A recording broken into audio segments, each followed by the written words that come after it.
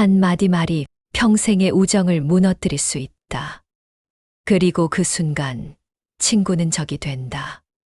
여러분, 저는 오늘 매우 충격적인 이야기로 시작하려 합니다. 지난달 제가 직접 목격한 일입니다. 20년 지기 친구 두 사람이 카페에서 만나 이야기하고 있었습니다. 분위기는 화기애애했고 서로의 근황을 나누며 즐거워했습니다. 그런데 갑자기 한 사람이 이런 말을 했습니다. 솔직히 말하면 너는 원래 그런 성격이잖아. 예전부터 그랬어. 그 순간 상대방의 얼굴이 얼어붙었습니다. 분위기는 급격히 차갑게 변했고 대화는 어색하게 마무리되었습니다. 그리고 그들은 그 이후로 만나지 않고 있습니다. 단 한마디가 20년 우정을 끝장낸 것입니다. 사람들은 당신이 무엇을 말했는지 잊을 수도 있고 당신이 무엇을 했는지 잊을 수도 있다. 하지만 당신이 그들에게 어떤 기분을 느끼게 했는지는 절대 잊지 않는다. 저 데일 카네기는 평생에 걸쳐 수천 명의 사람들을 만나고 관찰해 왔습니다. 그리고 한 가지 확실한 사실을 발견했습니다. 아무리 깊은 인간관계라 할지라도 특정한 말들은 그 관계를 순식간에 파괴할 수 있다는 것입니다. 오늘 여러분과 함께 그 치명적인 말들이 무엇인지, 왜 그렇게 파괴적인 힘을 가지고 있는지, 그리고 어떻게 하면 그런 실수를 피할 수 있는지 알아보겠습니다. 일부 말에 숨겨진 칼날. 말은 때로 칼보다 날카롭다. 칼에 찔린 상처는 아물지만 말로 입은 상처는 평생 남는다. 인간의 언어는 참으로 신비로운 힘을 가지고 있습니다.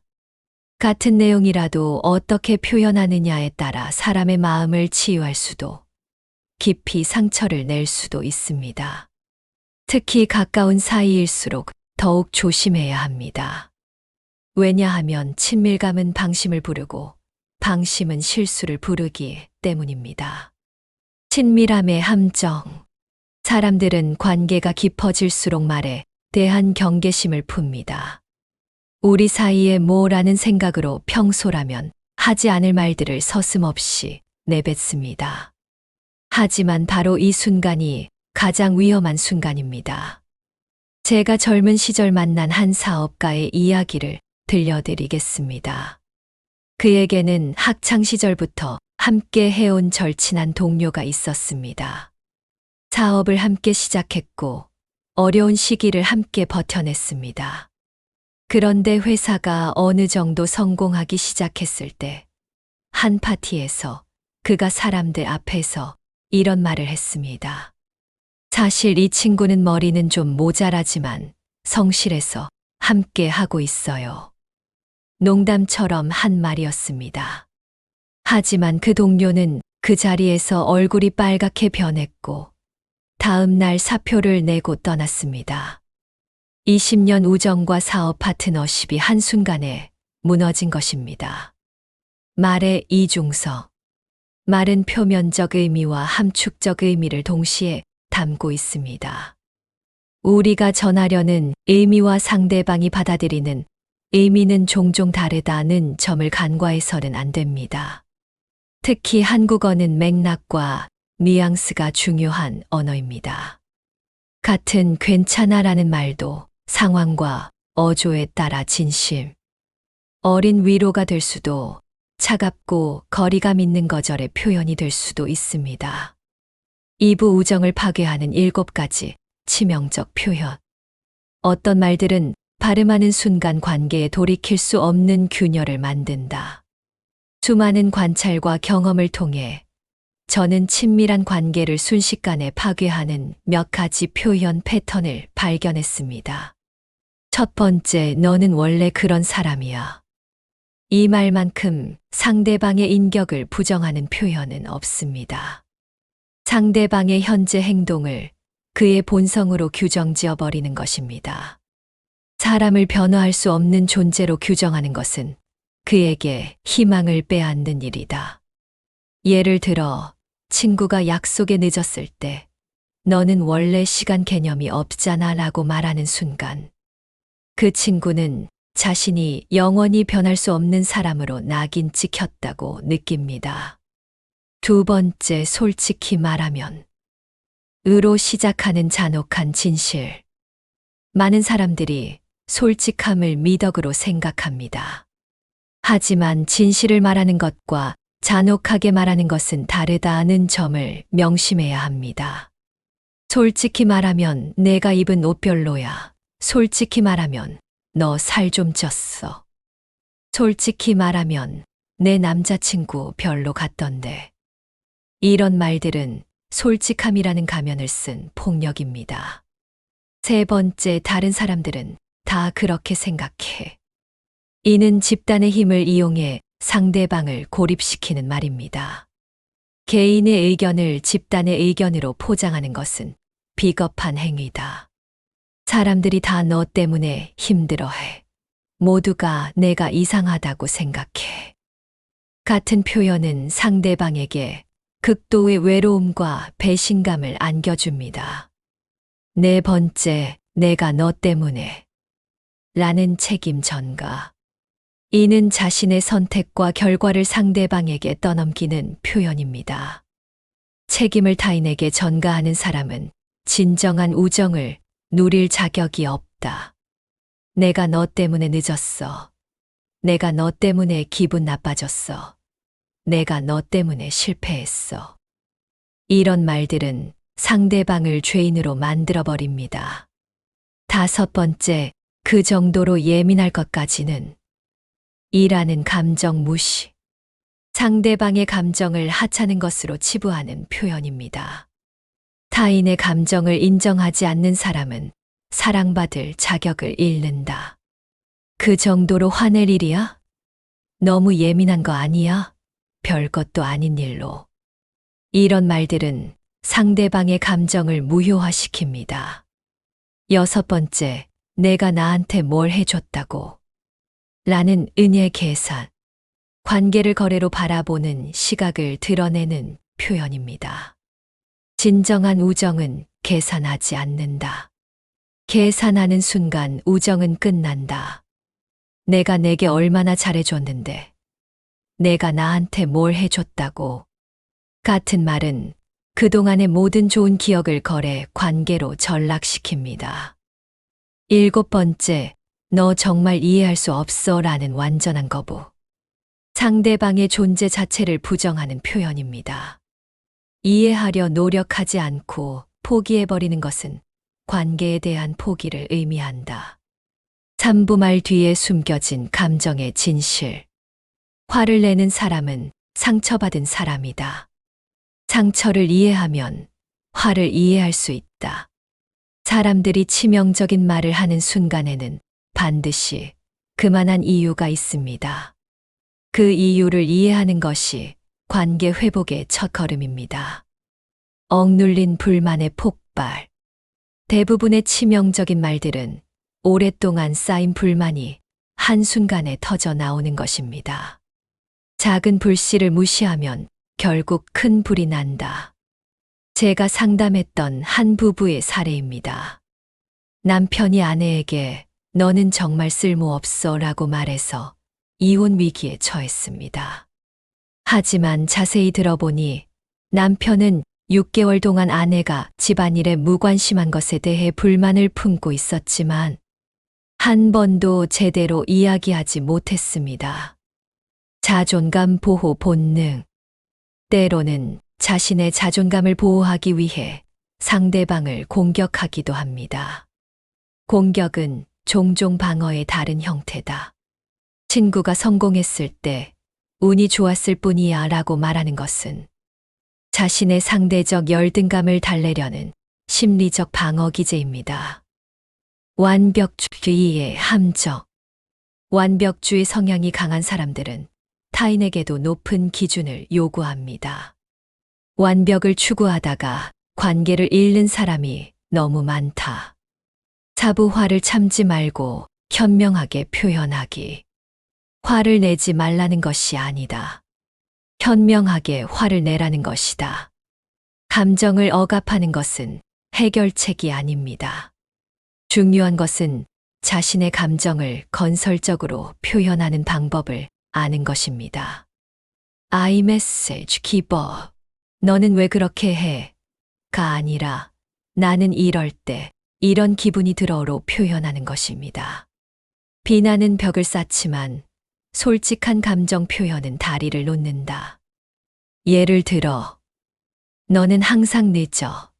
내가 기다릴 때 불안해져. 너는 말을 안 들어. 내가 무시당하는 기분이 들어. 구체적 행동에 대한 피드백. 일반화된 인격 공격보다는 구체적인 행동에 대해 이야기해야 합니다. 행동은 바꿀 수 있지만 성격은 바꾸기 어렵다고 생각하기 쉽다. 너는 이기적이야. 대신 이번 일에서는 다른 사람의 입장도 고려해 봤으면 좋겠어 라고 말하는 것입니다. 오부 관계의 보궐력을 기르는 법. 진정한 우정은 한 번의 실수로 무너지지 않는다. 하지만 그 실수를 인정하고 사과하는 용기가 있을 때만 가능하다. 모든 관계에는 위기가 있습니다. 중요한 것은 그 위기를 어떻게 극복하느냐입니다. 진심 어린 사과의 힘. 사과는 단순히 미안하다는 말이 아닙니다. 진정한 사과는 자신의 잘못을 인정하고 상대방의 마음을 이해했음을 보여주는 것이다. 효과적인 사과의 5단계. 자신의 잘못 인정하기. 상대방의 감정 이해하기. 진심으로 미안해하기. 재발 방지 약속하기. 행동으로 보여주기. 예방이 치료보다 낫다. 관계의 문제는 생기기 전에 예방하는 것이 최선이다. 정기적인 대화 시간을 갖고 서로의 감정 상태를 확인하며 작은 불만도 쌓이지 않게 해결하는 것이 중요합니다. 경계선의 존중. 아무리 친한 사이라도 지켜야 할 선이 있습니다. 진정한 친밀감은 경계를 무시하는 것이 아니라 서로의 경계를 존중하는 것에서 나온다. 육부 말의 타이밍과 장소. 같은 말이라도 언제, 어디서 하느냐에 따라 독이 될 수도 약이 될 수도 있다. 올바른 메시지도 잘못된 타이밍에 전달되면 역효과를 낼 수 있습니다. 감정이 격한 순간은 피하라. 화가 난 상태에서는 말을 하지 마라. 후회할 말을 하게 된다. 감정이 극도로 격한 상태에서는 냉정한 판단이 어렵습니다. 시간을 두고 마음을 진정시킨 후 대화를 시도해야 합니다.